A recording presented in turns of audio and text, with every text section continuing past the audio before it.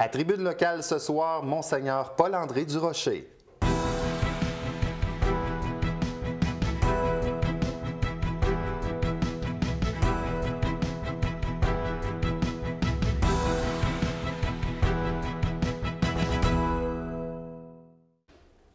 Bonsoir, mesdames et messieurs. Bienvenue à Tribune locale. Je suis très content aujourd'hui de vous présenter mon invité, Monseigneur Paul-André Durocher, archevêque de Gatineau. Bonsoir. Bonsoir. Bienvenue à notre émission. Merci, ça me fait plaisir. J'aimerais comprendre, pour débuter, la hiérarchie dans l'Église. Parce que vous, je me demandais, on dit-tu évêque, on dit-tu monseigneur, on dit-tu archevêque? Comment ça fonctionne? Mais dans l'Église, dans le monde, est divisée en regroupements qu'on appelle des diocèses. Au Canada, il y en a une cinquantaine. Donc, il y a le diocèse de Gatineau, le diocèse d'Ottawa, le diocèse de Mont-Laurier, le diocèse de Saint-Jérôme, évidemment, le diocèse de Montréal. Bon. Et les diocèses, eux autres, même à la tête de chaque diocèse, il y a un évêque. Hein? Donc, je suis un évêque, j'ai été ordonné évêque. Avant de venir à Gatineau, j'étais à la tête du diocèse d'Alexandria-Cornwall, dans l'est de l'Ontario. Bon. Mais les diocèses, eux autres mêmes, sont regroupés en petits groupes de 4, 5 diocèses qu'on appelle une province ecclésiastique. Il y en a 5 provinces ecclésiastiques au Québec. Et chaque province ecclésiastique, un des diocèses est mis un peu à la tête. C'est surtout honorifique. C'est surtout honorifique. Et on l'appelle un archidiocèse. Donc, au Québec, il y a l'archidiocèse de Québec, l'archidiocèse de Montréal, de Rimouski, de Sherbrooke et de Gatineau. Donc, parce que je suis l'évêque d'un archidiocèse, alors on me donne le titre de archevêque. Mais quand on me parle, plutôt que de dire monsieur, le titre de courtoisie, c'est Monseigneur, c'est un vieux titre qui, dans l'Église, est tenu pour ceux qui sont des monseigneurs d'honneur, les évêques puis les archevêques. On dit Monseigneur comme ça, une vieille tradition. Et de la façon dont ça fonctionne, juste pour être certain, quelqu'un qui est frère, après ça, c'est prêtre? Non, ça, c'est deux choses complètement différentes. C'est complètement séparé, ça? Les frères sont comme des sœurs. C'est des laïcs qui ne sont pas ordonnés, ils n'ont pas de fonction spéciale dans l'Église. Ils se réunissent pour former une vie communautaire, mettre leur argent en commun pour un projet qu'ils tiennent à cœur. Par exemple, nous, on a connu beaucoup au Québec les communautés enseignantes. Donc, les frères du Sacré-Cœur, les frères des écoles chrétiennes, les frères Saint-Gabriel, comme les religieuses. Hein? Moi, j'ai eu les frères du Sacré-Cœur qui m'ont enseigné dans le nord de l'Ontario. Alors, eux, ce sont des laïcs qui forment communauté. C'est pour ça qu'ils s'appellent entre eux frères, qu'on les appelle frères. Les prêtres, dans l'Église, il y a un sacrement qu'on appelle le sacrement de l'ordre. Il y a 3 degrés, diacre, prêtre et évêque. J'ai été ordonné diacre à un moment donné, ensuite prêtre, ensuite évêque. Il y en a qui sont ordonnés diacres de façon permanente, on les appelle les diacres permanents. Eux peuvent être mariés, ils rendent des services particuliers à l'intérieur de l'Église, ils ont une mission particulière. Les prêtres sont ceux qu'on connaît le plus parce qu'ils sont nommés responsables de paroisse, et l'évêque qui est responsable des diocèses. Et de fait, le pape, il est un évêque, comme moi, c'est mon frère évêque, il est l'évêque de Rome. L'évêque de Rome a cette tâche additionnelle d'assurer l'unité entre tous les chrétiens, donc il est le pape. Mais il est évêque comme moi, évêque de Rome. Et justement, c'était le pape Benoît XVI qui vous avait, en 2011, je pense... nommé ici. C'est ça. C'est sous Benoît XVI que j'avais été nommé ici. J'avais été ordonné évêque, nommé évêque d'abord comme évêque assistant. Certains diocèses sont assez grands qu'ils ont des assistants ou des auxiliaires, comme on dit.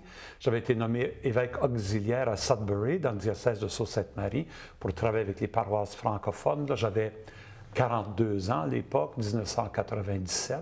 5 ans plus tard, j'ai été nommé évêque, toujours sous Jean-Paul II à Cornwall. Sous Benoît XVI, j'ai été nommé archevêque ici.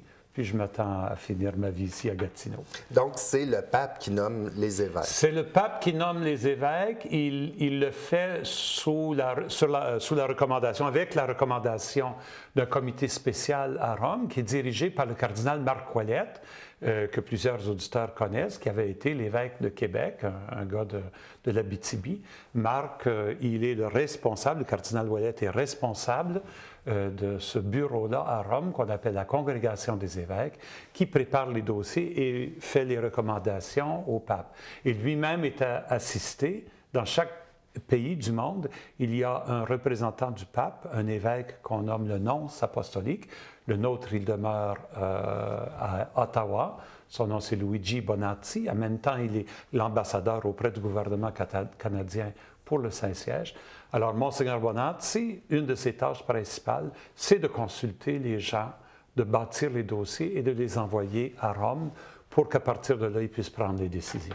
Est-ce qu'un prêtre peut manifester son désir ou son vouloir de devenir évêque, ou c'est fait complètement à son insu? C'est pas comme un emploi. Non, c'est pas comme on ne postule pas. On ne postule pas. Et je souris, je dirais, un prêtre qui manifeste son désir d'être évêque, souvent, c'est signe qu'il ne sera pas. C'est mal vu. Vraiment, ce que l'on cherche, c'est des hommes de service, des hommes qui vraiment se donnent à l'Église, sont prêts à servir où on les appelle.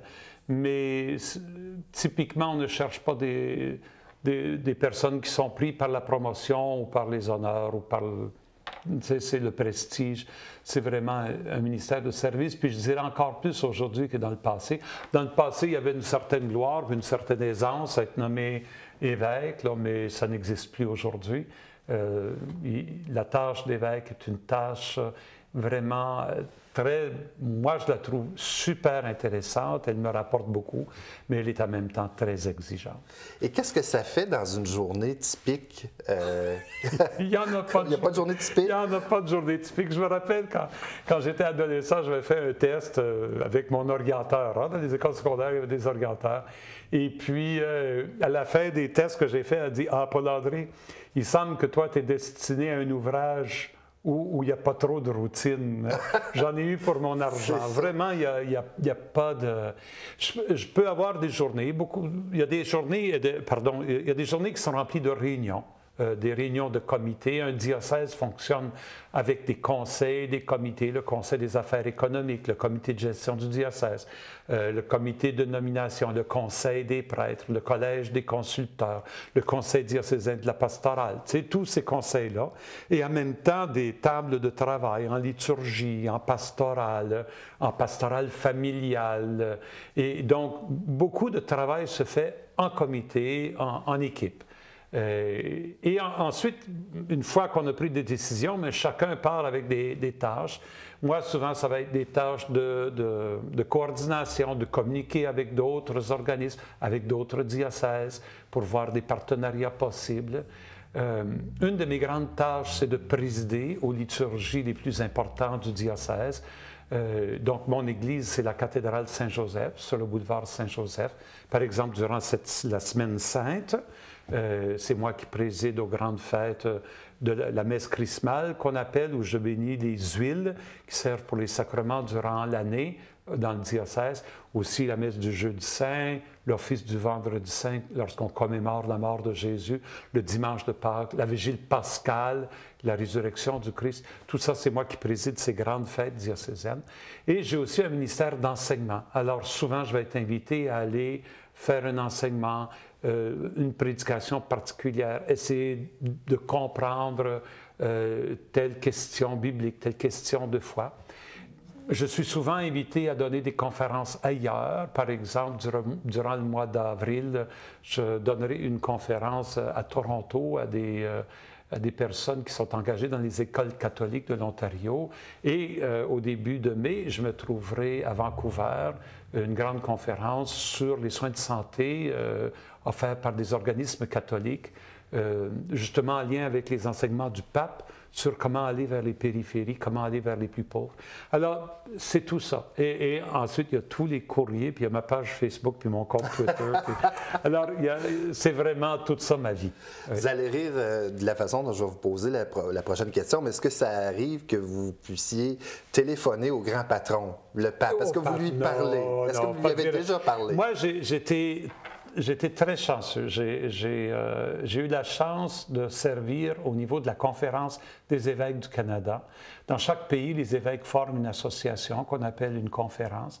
Et notre conférence, le président et le vice-président se rendent à chaque année à Rome pour une série de rencontres et pour rencontrer le pape. J'ai été vice-président pendant 2 ans et président. Alors, j'ai eu la chance de rencontrer le pape à ces occasions-là, assis avec lui à Troyes pour échanger pendant une demi-heure de temps. Alors, j'ai eu des conversations très intéressantes, très pertinentes, très personnelles avec lui. Alors, mais maintenant que j'ai fini, ça, je n'aurai plus cette chance-là. Mais quel effet ça fait de rencontrer le pape, de lui parler? Moi, c'est un homme, j'ai eu la chance de rencontrer Jean-Paul II à quelques reprises, mais il était rendu plutôt âgé. J'ai eu la chance de rencontrer le pape Benoît XVI, lui aussi assez âgé.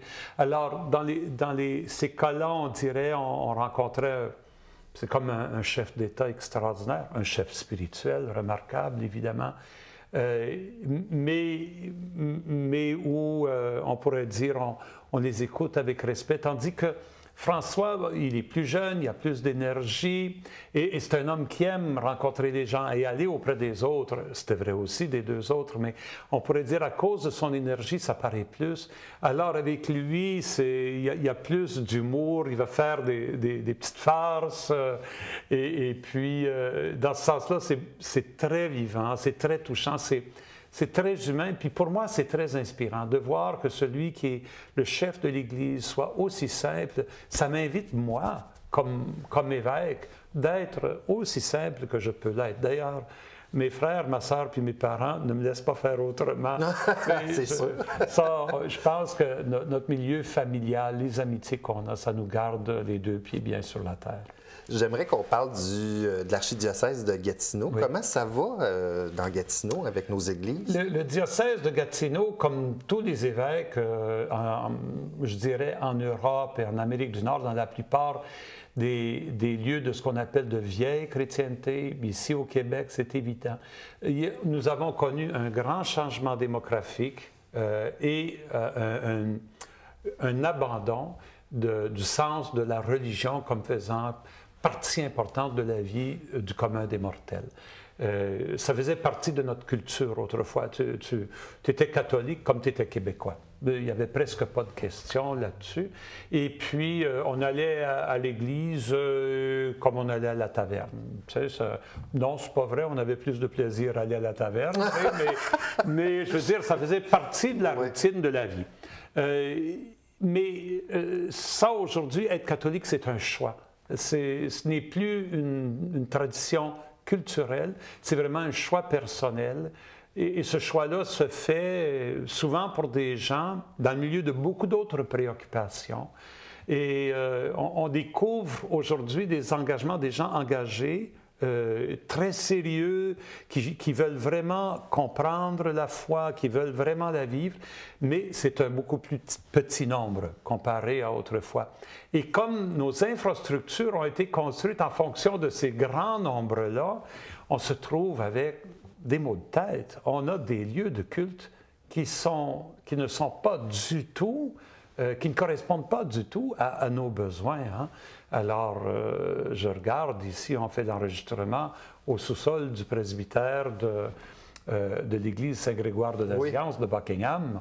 Bien, écoutez, cette église-là, ça pourrait être une cathédrale en Europe. Hein? Elle est grande, elle est immense, alors qu'un édifice beaucoup plus petit nous servirait très bien et plus multifonctionnel, avec des salles de rassemblement, etc. Alors, il faut vivre et soutenir une infrastructure qui ne correspond pas à nos besoins. Ça, c'est un grand, grand défi. Alors, on a des paroisses qui ont dû fermer, pas parce qu'il n'y avait plus de communauté, mais parce qu'ils n'étaient plus capables d'entretenir ces lieux de culte-là et se réorganiser autrement. Ça, moi, je me dis, ce défi-là va être là pour les 50 prochaines années. Monseigneur Durocher, on va faire juste une toute petite pause. On revient dans quelques instants. Restez avec nous.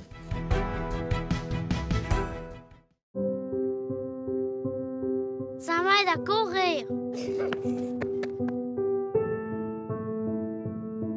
Ça m'aide à nager.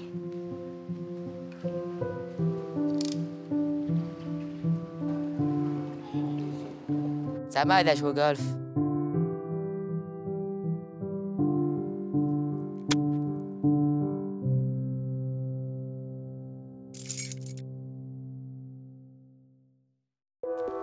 La première fois que je l'ai fait, je venais d'avoir 18 ans.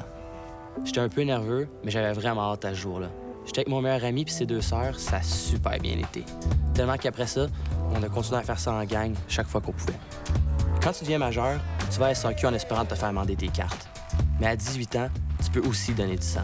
Je considère que ça, c'est un privilège. Donner du sang, donner la vie, c'est pas juste un slogan.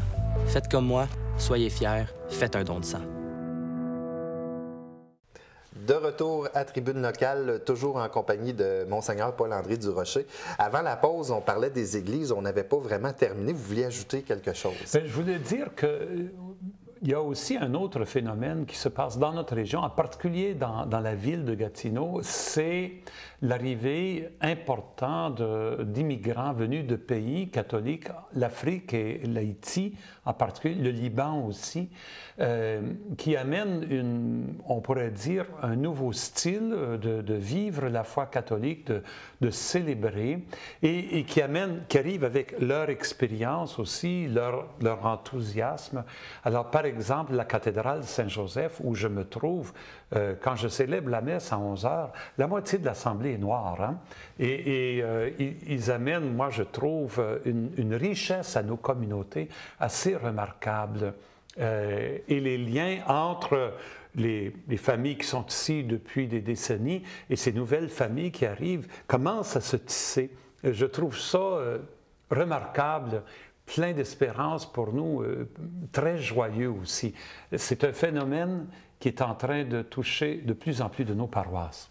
Et comme c'est déjà arrivé, il y a eu des églises qui ont été vendues justement parce que tantôt vous disiez les à cause espaces du changement des besoins, c'est ça, oui, oui. Pourquoi les gens se sont un peu détournés de l'Église, vous pensez? Parce que, comme vous disiez, dans le temps, c'était quelque chose. Écoutez, on est en train de vivre, c'est tout le phénomène de la sécularisation, qui est un phénomène du 20e siècle, accompagné du phénomène de la laïcisation du Québec, de l'État, de la Révolution tranquille. On pourrait dire qu'on a vécu dans l'espace de 50 ans ce que la France a vécu dans un espace de 250 ans. L'Église était ici, comme je l'ai dit, un phénomène culturel, mais c'est aussi, il faut le reconnaître, ceux qui étaient responsables de l'Église se voyaient en contrôle de la société elle-même. Et dans ce sens-là, il n'y avait pas d'espace pour respirer, pas d'espace de liberté personnelle qui a heurté beaucoup de gens. Et ça, moi, ça me heurte quand je lis des choses de cette époque-là. C'était vraiment on s'est accaparé d'un pouvoir et on s'en est servi d'une façon qui n'était pas évangélique. Et face à ça, il y a un ressac, il y a un rejet, il y a ce phénomène-là. Chez les plus jeunes aujourd'hui, ce n'est pas un phénomène de rejet, c'est un phénomène d'indifférence, dans le sens qu'ils ne connaissent pas, ils ne savent pas. Et pour eux, toute la question de la religion demeure une question un peu nébuleuse, un peu mystérieuse. Souvent, ça prend un événement dans la vie ou la rencontre de quelqu'un qui fait qu'on commence à se questionner, on commence à chercher, on commence à se poser des questions. Et à ce moment-là, il y en a qui disent « Oh, l'Évangile, ça me parle. La personne de Jésus, ça m'intéresse, ça m'intrigue. » À Pâques, cette année, dans le diocèse, nous baptisons 22 adultes qui choisissent de leur propre gré de devenir membres de l'Église, de devenir disciples de Jésus. On ne voyait pas ça autrefois, des baptêmes d'adultes. Maintenant, des adultes qui choisissent de devenir croyants à la suite de Jésus. C'est assez encourageant et merveilleux en même temps. Moi, j'ai une impression à vous raconter. J'ai l'impression souvent que les gens qui sont catholiques ne vont plus nécessairement à l'Église, pratiquent plus autant qu'avant, mais par contre, ils y tiennent beaucoup. C'est un drôle de phénomène qu'il faudrait étudier, même au niveau sociologique. Hein? On dirait que ça fait partie de leur identité. Au Japon, vous savez, les gens ne sont pas très religieux. Mais lorsque quelqu'un vient au monde ou qu'il se marie, ils vont dans les vieux rites shinto de leurs grands-parents. Ils tiennent absolument à ce qu'on fasse ces rites-là. Et quand ils meurent, ils vont dans les rites bouddhistes. Ils tiennent à ce que ça soit fait selon les rites bouddhistes, même s'ils n'ont aucune appartenance religieuse, puis presque pas de sentiments religieux dans la vie. On est un peu comme ça au Québec, hein, pour une grande partie de la population. À l'intérieur de l'Église, ceux qui sont responsables de l'Église, on essaie d'accueillir ces demandes-là, de cheminer avec ces gens-là. Mais vraiment, bon, je veux dire, c'est nos frères, ce sont nos frères, nos sœurs, et ils arrivent à des moments critiques dans la vie où c'est important d'être prêt à les accompagner. Mais moi, dans mon cœur, j'aurais le goût que l'Évangile puisse illuminer, éclairer, donner sens à toute leur vie, pas juste à ces moments-là. Pour moi, l'Évangile, c'est quelque chose qui m'inspire chaque journée de ma vie. Et c'est une source de sens, de dynamisme et de joie. C'est ce que je voudrais partager avec d'autres. Est-ce qu'on peut dire qu'on est un catholique si, par exemple, on va pas du tout à la messe, mais on est là pour la messe de minuit, par exemple? À Noël, là, c'est bien populaire. Oui, on est catholique. On est catholique dans ce sens-là. Il y a des niveaux d'appartenance. C'est la même chose dans toutes les choses. Moi, je suis un partisan du Canadien, mais je ne vais pas souvent au parti. C'est ça. Il y en a d'autres. Il y a d'autres partisans. Il ne faut pas qu'il manque une partie. Là. Puis je dis, bon, ben, c'est quand même mon équipe. Là. Ça reste mon équipe. Bon. De la même façon, il y en a qui sont catholiques. J'ai été baptisé là, je vais faire baptiser mes enfants là, puis cette appartenance-là, elle est là, mais on dirait elle est un peu à la marge. L'enseignement de l'Évangile, on ne connaît pas beaucoup l'Évangile. Qu'est-ce que ça vient faire dans ma vie quotidienne? C'est pas trop clair. T'sais. Alors, pour ces gens-là, leur catholicisme n'est pas une source d'inspiration quotidienne. Et c'est là où je reviens à ce que je disais. Pour moi, l'Évangile l'est tellement. La personne de Jésus, pour moi, c'est tellement central dans ma vie que je voudrais que ça soit comme ça pour les autres. Une petite parenthèse, je ne sais pas si ça vous arrive d'avoir le temps d'écouter la télé. Je vous donne exemple, l'émission Les Pays d'en haut, où on voit le curé Labelle à cette époque-là, et ça, c'est dans l'émission, comment les gens sont impressionnés. C'est Monsieur le curé, puis le curé, puis c'est drôle de voir comment tout a changé. Oui, il y avait tout un statut social. Souvent, le curé était la seule personne qui avait fait complété son école secondaire puis était allé à l'université avec le médecin puis l'avocat. C'était comme le trio du village, ça. Et puis, souvent, le curé du village qui avait son conseil de fabrique, puis tu avais le maire qui avait son conseil municipal, et puis ça pouvait être comme ça. Moi, j'ai connu des histoires dans le nord du Québec, en Abitibi, là, où des conflits de curé puis de maire, c'était pas des farces. Et puis, c'est une époque qui est révolue. Dieu merci que c'est révolu. Ça ne correspond pas du tout à l'Évangile, d'après moi.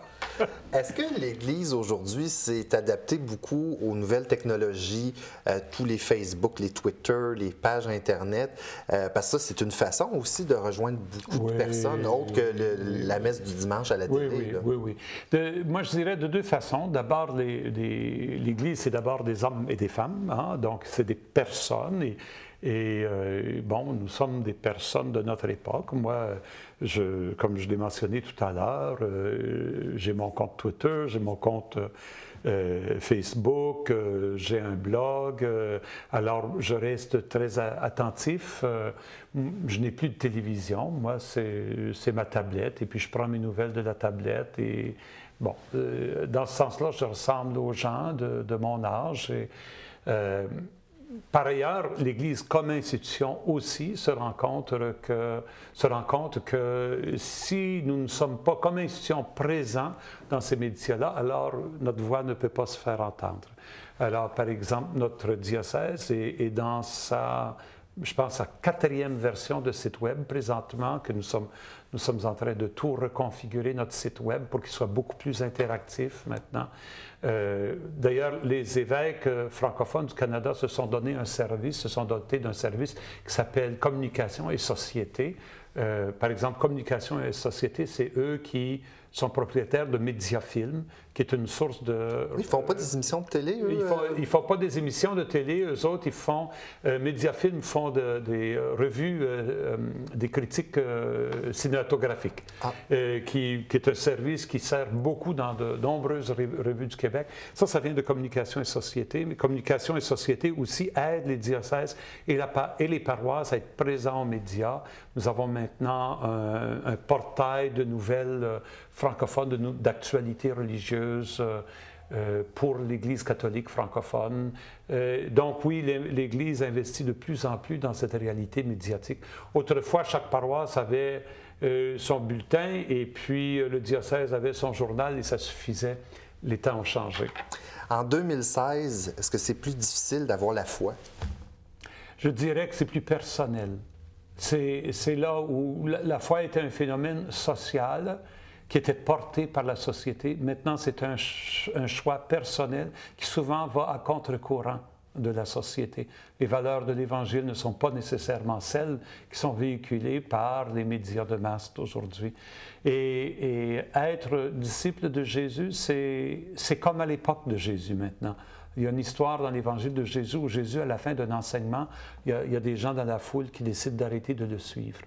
Et il se tourne vers ses apôtres et dit « Voulez-vous aussi, vous en allez-vous » Et Saint Pierre répond au nom des apôtres, il dit « À qui irions-nous? C'est toi qui es les paroles de vie éternelle. » Alors, c'était pas clair à l'époque de Jésus. Le choix de le suivre, d'être croyant, était vraiment un choix personnel qui avait des conséquences. Vivre une foi comme ça aujourd'hui, je dirais, oui, c'est plus difficile, c'est plus engageant, mais en même temps, pour moi, c'est une source de liberté et de joie. Alors, c'est pas par un esprit de culpabilité que je vis ma foi. Pour moi, Pâques, la résurrection de Jésus, c'est ça ce qui donne sens à tout le reste, qui me promet la vie au-delà de chaque épreuve de ma vie, puis au-delà de l'épreuve finale de la mort. Pour moi, c'est essentiel. Vous voyez quoi pour le futur de l'Église? Est-ce que vous voyez des grands changements encore qui pourraient s'opérer? Je parle sur une longue période de temps. Moi, j'étais au synode, qui est un rassemblement d'évêques partout dans le monde, le synode sur la famille l'an dernier. Une des choses qui m'a frappé, c'est la grande variété de la vie de l'Église en Asie, en Amérique latine, en Afrique, en Europe de l'Est par rapport à l'Europe de l'Ouest. Cette grande variété-là, on ne peut pas parler d'un avenir pour l'Église. Il faut parler des avenirs de l'Église. Je crois que cette internationalisation-là de l'Église va devenir de plus en plus évidente et que l'Église va s'incarner dans les cultures de façon différente à cause de différences culturelles. Et vous croyez que dans le futur, l'Église elle va être toujours là, rassurez-nous. Moi, j'y crois, oui. Moi, j'y crois. Monseigneur Paul-André Durocher, je vous remercie infiniment. Je veux vous dire que j'ai beaucoup apprécié notre rencontre parce que c'est la première fois premièrement que je vous rencontre. Puis j'ai trouvé ça super intéressant, la façon que ça fonctionne. Bien, merci. Ça me fera plaisir de revenir à d'autres moments. Je sais que vous aviez d'autres sujets de noter. J'en ai plein d'autres. Alors, on pourra revenir continuer l'échange, mais merci de l'occasion d'être avec vous. Bien aimable. Merci beaucoup, Monseigneur. Bonjour. Alors, c'est déjà tout pour notre émission. Si vous avez des commentaires, suggestions, c'est nouvelles avec un S à tvc.qc.ca. N'hésitez pas à nous écrire. De notre côté, je vous souhaite une très belle soirée à notre antenne. Ici Martin Perrault. Au revoir.